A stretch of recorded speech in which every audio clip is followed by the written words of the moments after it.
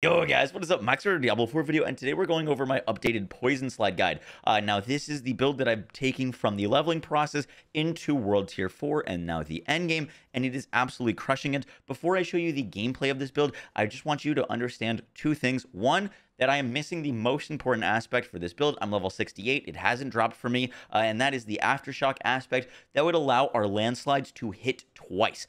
It would give my Poison Creepers 12 procs of Landslide as opposed to 6. It would straight up double the damage of this build, and we are already crushing World Tier 4 without an issue. So I just wanted to let you guys know that I am missing about half of my damage that is possible with this build, and I'm also missing some of the best hearts that we could use, and this build is still crushing it. So this video is kind of a little bit like a gear update, show you where I am in the build, but it is in no way perfected or min-maxed. I have horrible gear, and I've just gotten really unlucky so far, but we're still crushing it with this build. So I hope that you guys can see just how bad my gear is and just how good and how well this build is performing. So yeah, let's get right into it. So we're going to start doing an overview of the build so you understand how it works on a fundamental level, and then we'll get into the actual gear specifics and skill tree and Paragon board. So to start us off, this is the most important aspect for this build. Poison Creepers active also cast Landslide in a circle around you, or skills deal increased damage to poison enemies. Now, when this aspect first came out, it wasn't doing any damage. The reason for that is it was casting 6 landslides, but it was only doing the damage of 1 landslide, meaning all 6 casts of landslide that were coming out from this were actually doing 1/6 of the damage of a total landslide. Now, they've hotfixed it, they've buffed it, that was unintentional. Now it's doing 6 landslide casts, all doing the full damage of a landslide or 100% landslide damage. And once we get the aspect for this build where landslides cast twice, we're going to be doing 12 landslide casts, all 100% damage, with a single cast of a button, meaning we're going to be doing 12x damage on a button that's going to be constantly resetting. As you've seen in the gameplay, I can constantly use Landslide, and this build is just pumping damage. Our Earth skills are also dealing more damage to poison enemies, which these landslides are obviously automatically going to get benefit from because they're being cast on a poison skill. The other big aspect that I do need to move this onto my two-handed weapon. I've got a lot of reworking for this build that I need to do. I just want to show you what I'm rocking right now. So this aspect is going to get moved to my two-hander, but Trample now summons 6 landslide pillars of each of Earth during its duration that deal up to, when we put this on our two-hander, 160% normal damage. Trample is now an Earth skill and a Nature Magic skill. So what we're able to do with this build is we're going to be covering the entire screen with landslides. We've got the Poison Creeper resetting, hitting huge groups of enemies where we're constantly casting landslides, and we're trampling around, casting up to 12 landslides once we get the aspect for this to cast twice. So you no longer, once you get the gear for this build, you no longer really need to cast your normal landslides. Obviously, if an enemy is alone, you can still cast your normal landslides, but you're basically just dashing and creepering around, covering the screen in landslides. Now, the other big question is, how do we solve the cooldowns with this build? Because obviously, all of our damage is coming from 2 cooldown skills, Vine Creeper and Trample, and there's a really cool way that we can do this. We're dealing with our cooldowns on this build in 2 different ways. The first way is the Primal Bassinet. When the Nature's Fury key passive triggers a free skill, your non-ultimate cooldowns of the opposite type are reduced by 5 seconds. Now, this is a little bit confusing. I'm just going to break it down real quick. So we are using the Nature's Fury key passive. When we use a Earth skill, we have a 30% chance of casting a free Storm skill and vice versa. When this key passive procs, we're going to be reducing our cooldowns for the opposite type by 5 seconds. So for example, on this build particularly, when I attack with Storm Strike, we are going to get a 30% chance to cast a Earth Spike. If that happens, I'm going to reset or give myself 5 seconds of cooldown on my Earth skills. And with our aspect, Trample is now an Earth skill. Whenever I basic attack, I'm resetting the cooldowns of Trample. And the way that this skill Storm Strike works is it hit multiple enemies, and every enemy that it's hitting, we seem to be giving ourselves a chance. We swipe Storm Strike a few times, and we instantly get back our Grizzly Rage. And we've also got a bunch of other Earth skills that we're casting, like Bulwark can do it, reset Storm skills. Our Landslides can cast Storm skills, and there's just so many different ways, but mainly Storm Strike is giving us Trample back. The other way that we're dealing with our cooldowns is with our Spirit Boons. This is for Poison Creeper. Critical strikes have a 20% chance to reset the cooldowns of your companion skills. I'm currently being able to use about 5 Vine Creepers in a row, which is crazy on a group that's pretty big. Like if I get a big pack, I can cast Vine Creeper about 5 times in a row, or until the enemies are dead, just spamming those landslides and stacking up an absurd amount of poison damage. And what's also really interesting about this is going to get even better once I get the aspect that lets my landslides hit multiple times, because then I'm going to get a bigger chance to reset the companion skill, aka Vine Creeper or Poison Creeper. So we're going to be just able to spam that on big packs of enemies, which feels so good. This is one of the best feeling builds I've used. Now for our gear breakdowns, the things you're looking on a helmet, the number one priority, in my opinion, is cooldown reduction. Next up is ranks of Poison Creeper, and then armor and max health are really good. I've got life on kill. On your chest piece, mine is pretty terrible. It's got a lot of damage on it, but you're really looking for quad roll damage reduction or triple damage reduction with an armor. Just getting up our armor is going to be really, really nice. I've got earth skill damage, total armor damage, and physical damage. So I'm getting quite a bit of damage from this chest piece, but I haven't found like a defensive chest piece quite yet. Now, the aspect we're going to want to use here is basic skills grant us 20% damage reduction. We're going to be basic attacking to reset our trample slide, and the Storm Strike gives us an innate 15% damage reduction. So we're getting 35% damage reduction every time we basic attack, which is huge for survivability with this build. Next up on your gloves, the most important thing is obviously ranks 2 landslide. Next up is lucky hit chance. Crit damage with earth skills can also roll on your gloves, and crit chance is nice. But ranks of landslide and lucky hit are the two most important things for this build. Obviously, if you can stack more lucky hit, you can reset your vine creepers or poison creepers more often.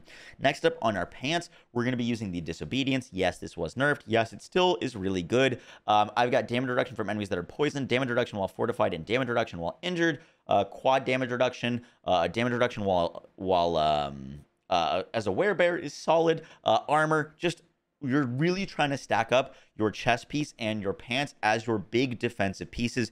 This is where you're going to get the most defense for the build, is these two pieces of gear, so you want to make sure that you're getting defense on them. For your boots, the most important thing is spirit cost reduction and movement speed. Movement speed after killing an elite is nice. Damage reduction while injured is nice. But yeah, spirit cost, movement speed, two most important things for your boot. For our weapon, in an ideal world, you are going to be using a two-handed axe. The reason we're going to be using an axe on this build is because it comes with the implicit damage to healthy enemies, and the god roll for an axe on this build is showing down below. Vulnerable damage, earth skill crit, and then either your like main stat, which is going to be willpower, or like damage to close or core skill. But if you can roll the crit plus vulnerable, you're going to be sitting really, really pretty. I don't have that yet. What I do have on is a mace, which has got overpower damage, which we couldn't care less about. And then I've got crit with willpower, so I'm missing my vulnerable. But otherwise, it's a decent weapon. And on my aspect, I've got my core skills deal up to 64% increased damage based on your amount of fortify. Now, this is a really great multiplier. We're fortified like 95% of the time while we're playing this build. I do plan to move this trample to this weapon and move this either to my gloves or a ring. I will have a build planner for the optimal setup with this build, because I know like me talking about moving around everything can be a little bit confusing. But yeah, I will have an optimal planner for where everything would be in a perfect world on our dpscheck.gg website. Lastly, for rings and amulet, biggest thing on an amulet is going to be +3 ranks of Envenom. Now, Envenom looks like it is an additive multiplier. From my testing, from what I've heard, this is a like typo. It did change, but it's supposed to be multiplicative, and it is actually acting as a multiplicative damage multiplier, meaning this is still insane. If that is not the case, or somehow they're fixing that and it's bugged or whatever, things like crushing earth points would be really good. Points into natural disaster for earth skills doing more damage to vulnerable enemies would be really good. There's a lot of different things that we could get. Wild impulses or core skills do more damage but cost more resource. This would also be really great for this build because we're not really casting our core skill that much, so them costing more resource wouldn't actually matter for us. But right now, I think Envenom is just really strong. And then we're getting spirit cost reduction on our amulet. That's nice. I have that. The better thing to roll here would be cooldown. Cooldown is going to allow us to use our skills more often. So Envenom and cooldown, spirit cost reduction for when we do cast our abilities is also really nice. And then we get to our rings. God roll for our rings here, I think, are going to be lucky hit, vulnerable, and crit damage. I do not have that on any of my rings. I do not have any lucky hit, and I do not have any vulnerable damage, meaning we could be doing so much damage, so much more damage with this build, and we could also be doing way more companion resets. I just don't have rings that have dropped. I said my gear was bad. It is bad. So I've got a bunch of crit damage. This ring's solid. The main thing is the aspect I'm using right now is casting a storm skill grants your earth skills more crit damage. Casting an earth skill gives us more crit chance for our storm skills. Now, this in testing seems to work with the poison creeper. I've been testing around with casting a storm strike, and then I launch poison creeper. And if I storm strike beforehand, the enemies are taking way more damage from the poison creeper landslide. So this does seem to work for all of the casts of landslide, which is kind of disgusting. However, for leveling, while you're leveling up, I do recommend putting an umbral ring on here, where when you CC an enemy, you get your resource back. It's just going to help you use this build. Once you're later and you got your cooldowns and you got the trample and you got the poison creepers resetting, you can swap to something like this. I think when we have our full setup, this is the aspect that I'm going to be replacing with our landslides double cast. So I will eventually get rid of this. It's just nice to have for now, but once we get landslides double cast, that is going to get removed. For our hearts that you want, for the hearts that you want to use with this build, you need to get the devious heart. Distant enemies are pulled towards you when you activate an ultimate skill. This allows you to yank everything towards you with petrify, and then you just nuke things with poison creepers and landslides. This is an absolute game changer. This is kind of like the biggest must-have in my opinion. The other thing that's really great is the brutal heart. It's going to give us 10% suppressed damage. This means that 10% of the damage that's hitting us just goes away. We can get a 20% of this. This would be our 20% basically damage reduction for this build. And then when we cast our bulwark, we do an explosion. Don't worry about the explosion. It sucks. But the up to 20% damage reduction on a heart is going to be really nice for more survivability. And the last thing for the Wrathful Heart, the big Giga Chad damage heart, I actually have one, but I'm waiting to get a better ring to put it on, is the Barber Heart. This allows us to store damage on enemies, and then when they explode by like multiples of damage, and because we're critting so much, that is going to push this build to the next level. I cannot wait to put it on. I'm just kind of waiting for like a vulnerable ring or a lucky hit ring to like slot that, because I don't want to waste it if I don't find another one for a while. So just understand with me that some of the footage for this isn't nearly as good as it could be if I just tossed that ring on and just showed you giga nukes. For our Spirit Boons, we take 10% reduced damage from elites. We deal more crit damage. We reset our pack leader. We reset our companion skills. Calamity is going to increase the duration of our ultimate. And Obsidian Slam gives us overpower when we kill 20 enemies. Our next cast is going to all overpower, which is really nice.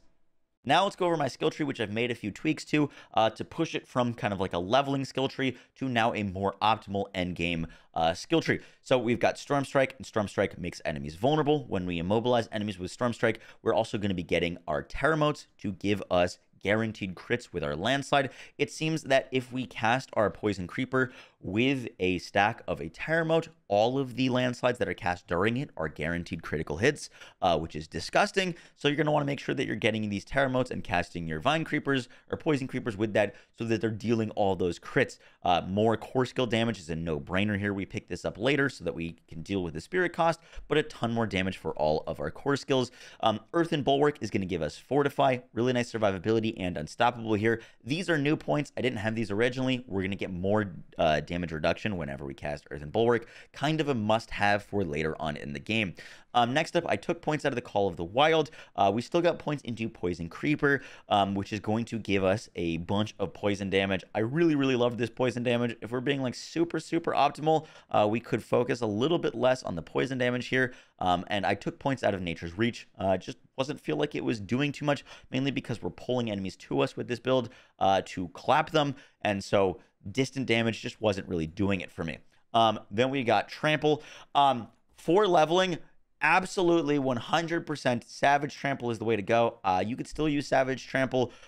This giving you 40 Spirit is ridiculous Spirit regen. You're never going to need to actually rely on Spirit. I've been messing around with casting Trample fortifies us. Just for more survivability and a little bit more damage, but the Spirit is really nice. This is going to be entirely up to you based off of how you're playing and feeling with the build. Once you get enough lucky hit and cooldown, you shouldn't really need the Spirit anymore, because you're just going to be casting everything with Trample and stuff. But this is really our only way to generate Spirit right now in the build besides our basic attacks. Next up, we grab all of these things. Super great. Crushing Earth, more damage with our Earth skills, more damage when we have Fortify, and we are fortifying whenever we're critting, which is we have so much Fortify on this build. Neurotoxin, poison enemies are slowed. This is really great for the crowd control.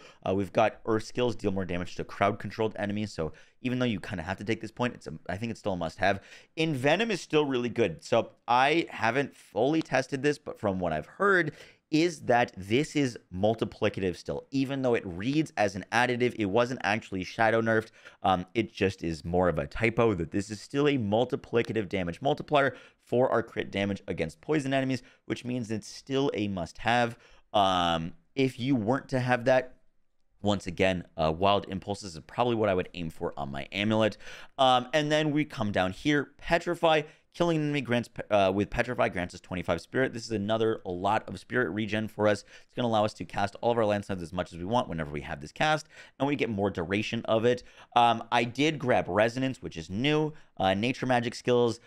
Skills deal increased damage. Triple this bonus if an Earth skill is the next skill cast after a Storm skill, or a Storm skill is the next skill cast after an Earth skill. Note that this passive does not proc from Nature's Fury. You actually need to cast this. So if you cast a Storm Strike, you're going to get more damage with your landslides and vice versa, but it does not free proc from Nature's Fury. Lastly, for the Paragon board, I literally only have one board right now, so there's not really much point in me talking too much about Paragon on the dpscheck.gg. I will have like a theory crafted Paragon board, but obviously that is going to be subject to change. Basically, we went into our boards and we grabbed the exploit glyph. Whenever we hit an enemy, we're going to get free vulnerable, which is massive for us.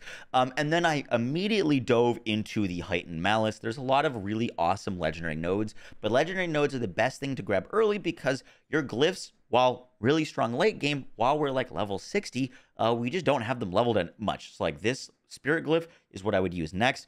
We get more crit damage, and when we critically strike an enemy, they take more damage from us, which is great. But you just don't get that much out of glyphs when you're like starting out and they're like level 3 or 4. So heightened malice is what I went with. While there are 3 or more enemies nearby that are poisoned, you deal 45% increased damage. This is really, really gross. The other thing to grab that we could grab, and I'm going to be grabbing this as well anyways, but just like to show you another option, is Earth and Devastation. Earth skills deal 30% increased damage to enemies afflicted by crowd controls. Both of these are pretty fantastic. Both of these not really great at working on bosses, but I went Heightened Malice because I'm really focused on mobbing and killing a lot of things really quickly right now. So that's where I went, and then grab some more damage reduction from enemies that are poisoned. We get more damage to poisoned enemies, more damage to elites, and damage to poisoned enemies, which works really well with this build. Guys, that is going to do it for the build guide. I hope you enjoyed. I'm going to try to have the written guide out for this as soon as I can. I'm working really hard to make videos for IGN for myself, do the written guides. There's just not enough time in the day to level as well. So I have gotten some flack for not having my written guides immediately out as I post the YouTube video. I'm trying to get the YouTube video out as soon as I can for you guys, and then I get the written guide. So the written guide will be there. Just give me a second to like do all these things. I'm just one person. But yeah, guys, I really do think that this is just about the best Druid build that you can be rocking up until you get a Tempest Roar. We'll see how this build compares once you get a Tempest Roar and like Lightning Strike and Tornado online. But this build, for a no unique Druid, can we just appreciate that? No unique Druid, no uniques required, destroys things. I really, really enjoy it, and I think it's honestly just a really good feeling build once you get the things going. I hope you guys enjoy the video. I will catch y'all in the next one. Take care. Peace.